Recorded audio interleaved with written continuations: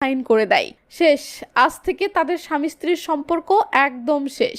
কিন্তু কিউজুনের শর্ত অনুযায়ী আরো 1 মাস মুস্কানকে কিউজুনের বাড়িতে আগের মতোই মানে কিউজুনের বউ হয়ে থাকতে হবে, এবং সাথে এটাও যেন কেউ জানতে না পারে যে তাদের ডিভোর্স হয়েছে।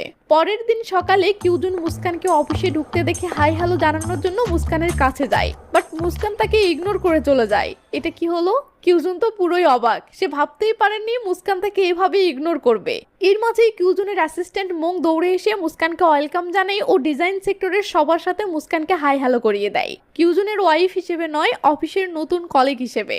হাই হ্যালো শেষ করে মুস্কান তার হাতের তৈরি করা স্পেশাল কেক সবাইকে খেতে দেয়। মং কেক খেতে খেতে কিউজুনের কাছে গিয়ে বলে, বস, মুস্কান ম্যাডাম অস্থির কেক বানায়, এমন স্বাদের কেক এর আগে কখনো খায়নি, এক টুকরো খেয়ে দেখেন, সারা জীবন ভুলতে পারবেন না।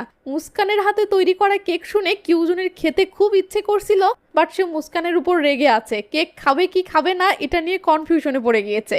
অন্যদিকে আবার লোভও সামলাতে পারছে না, তাই মুখ অন্যদিকে করে কেক নেওয়ার জন্য হাত বাড়ায়। কিন্তু এটা দেখে মুখ কেক সরিয়ে নিয়ে বলে, ওকে সমস্যা নেই, মনে হচ্ছে আপনার কেক পছন্দ নয়, তাই আমি খেয়ে নিচ্ছি। এই বলেই কেকে একটা কামড় মেরে দেয়। নে হলো। কিউজুনের মেজাজ তো খারাপ হয়ে যায়, বাট কিছু বলতে পারছে না, তাই রাগ করে এটার পানিশমেন্ট হিসেবে মংকে কমপক্ষে 5 কিলোমিটার দূরের একটা জায়গায় পায়ে হেঁটে পাঠিয়ে দেয়।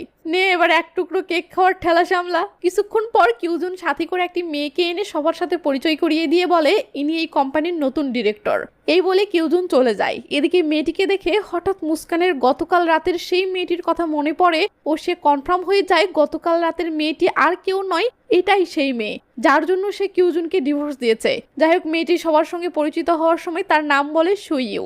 সুইউ মুস্কানকে চিনতে পারেও বলে, মুস্কান তুমি এখানে?